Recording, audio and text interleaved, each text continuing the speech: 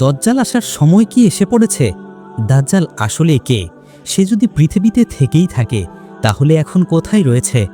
দাজ্জাল দেখতেই বা কি রকম হবে? দাজ্জাল আসার আগে কি কি আলামত দেখা যাবে? এই ব্যাপারে কোরআন হাদিসে কি বলা হয়েছে?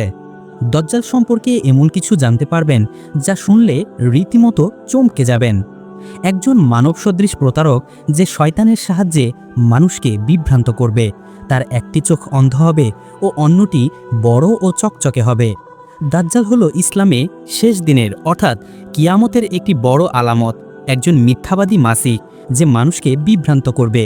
তাকে অন্ধ এক চোখের হিসাবে বর্ণনা করা হয়, যার কপালে কাফের লেখা থাকবে।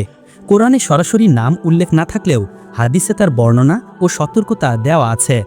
এই বিষয়ে কোরআনে বলা হয়েছে, আমি মানুষের জন্য এ কিতাবে সব রকম উপমা ব্যাখ্যা করেছি, কিন্তু অধিকাংশ মানুষ বিদ্রোহী হয়ে গেছে।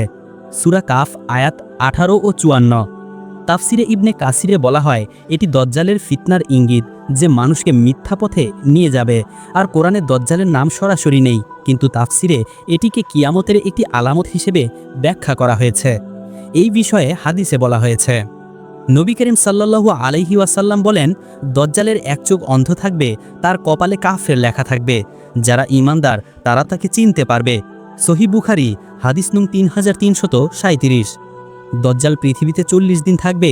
প্রথম দিন হবে বছরের মতো বড়, দ্বিতীয় দিন হবে মাসের মতো, তৃতীয় দিন হবে সাধারণ দিনের মতো। আচ্ছা, তাহলে প্রশ্ন হলো, দজ্জাল এই মুহূর্তে পৃথিবীর কোন জায়গায় অবস্থান করছে? কিছু বিশেষজ্ঞ যেমন ইবনে হাজার আসকালানি বলেন, দজ্জাল এখন একটি দ্বীপে, সম্ভবত মালদ্বীপে বা ভারত মহাসাগরের কোনো দ্বীপে বন্দী অবস্থায় রয়েছে।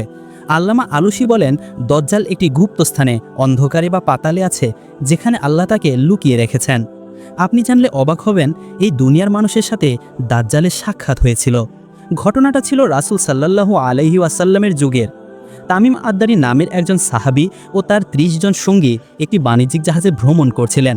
হঠাৎ তারা একটি ঝড়ের সম্মুখীন হন, ফলে তাদের নৌকাটা বিধ্বস্ত হয়ে যায়। তারা ভেসে ভেসে একটি দ্বীপে উঠেন। দ্বীপে একটি লম্বা লোমওয়ালা প্রাণী তাদের সামনে আসে। এটি তাদের সাথে কথা বলে এবং বলে, এখানে একজন বড় ব্যক্তি আছে, তাকে দেখতে যাও। তারা একটি মন্দিরের মতো স্থানে একজন ব্যক্তির সাথে দেখা করেন, যিনি শিকল দিয়ে বাঁধা ছিলেন। তিনি নিজেকে মাসিহ বলে দাবি করেন এবং বলেন, আমি শীঘ্রই মুক্ত হব এবং পৃথিবীতে আসব।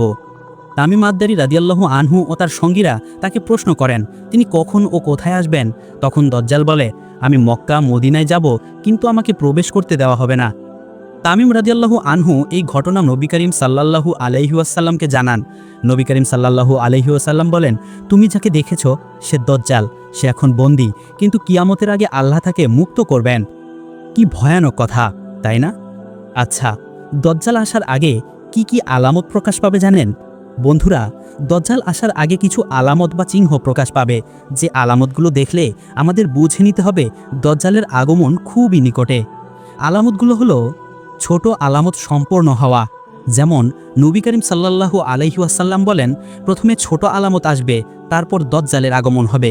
যেমন জ্ঞানের অবনতি, অশ্লীলতার বৃদ্ধি, মদের ব্যবহার এবং ফিতনার প্রকাশ। সহিহ বুখারী হাদিস নং 3334। জমামার মিথ্যাবাদী অর্থাৎ নবুয়তের দাবি। দজ্জালের আগে 30টিরও বেশি মিথ্যা নবী আসবে, যারা নবুয়তের দাবি করবে। সহিহ মুসলিম হাদিস নং 2936। মক্কা ও মদিনায় ভূমিকম্প ও বিপদ হবে। মক্কা ও মদিনায় ভূমিকম্প হবে এবং পাপীরা বের হবে। সহিহ বুখারী হাদিস নং 3439। এটি দজ্জালের আগে সামাজিক অস্থিরতার ইঙ্গিত করে। আউতাদ ও আবদালের মৃত্যু অর্থাৎ 4 জন সৎব্যক্তি ও আবদাল, সিরিয়ার 40 সৎব্যক্তি মারা যাবে, তারপর দজ্জাল আসবে। সহিহ মুসলিম হাদিস নং 2948। এখানে ধর্মীয় নেতৃত্বের দুর্বলতার প্রতি ইঙ্গিত করা হয়েছে। সূর্যের উদয় পশ্চিম থেকে। সূর্য পশ্চিম থেকে উঠবে, তখন তওবার দরজা বন্ধ হবে এবং দজ্জাল বের হবে। এটি একটি বড় আলামত। সহিহ মুসলিম হাদিস নং 2978। জমামা ও মাগরিবের ফিতনা। ফিতনা জমামা ও মাগরিব থেকে শুরু হবে। সহিহ বুখারী হাদিস নং 3335। এখানে এই অঞ্চলের যুদ্ধ বা বিভ্রান্তির প্রতি ইঙ্গিত করা হয়েছে। বন্ধুরা, এখন প্রশ্ন হলো, দজ্জালের আগমন কি সময় হয়ে গেছে? ছোট আলামত যেমন জ্ঞান কমে যাওয়া, মদের বৃদ্ধি এবং ফিতনা, এগুলো সহ অনেক ছোট আলামতই ইতিমধ্যে প্রকাশ পেয়ে গেছে। কিন্তু বড় আলামত যেমন সূর্য পশ্চিম দিক থেকে উদয় বা হযরত ঈসা আলাইহিসসালামের আগমন এখনও ঘটেনি। তাই বলা যায় দজ্জালের আগমন অতি নিকটে। সুতরাং দজ্জালের ফিতনা থেকে বাঁচার জন্য আমাদের করণীয় হলো এই দোয়াটি বেশি বেশি পড়তে হবে, আল্লাহুম্মা ইন্নী আউযু বিকা মিন ফিতনাতিদ দাজ্জাল। বেশি বেশি কোরআন তেলাওয়াত করতে হবে, ঈমানের পথে অবিচল থাকতে হবে, ফিতনার সময়ে ধৈর্য ধারণ করতে হবে এবং আল্লাহর কাছে প্রার্থনা করতে হবে। আল্লাহ তাআলা আমাদের সকলকে দজ্জালের ফিতনা থেকে হেফাজত করুক। আমিন।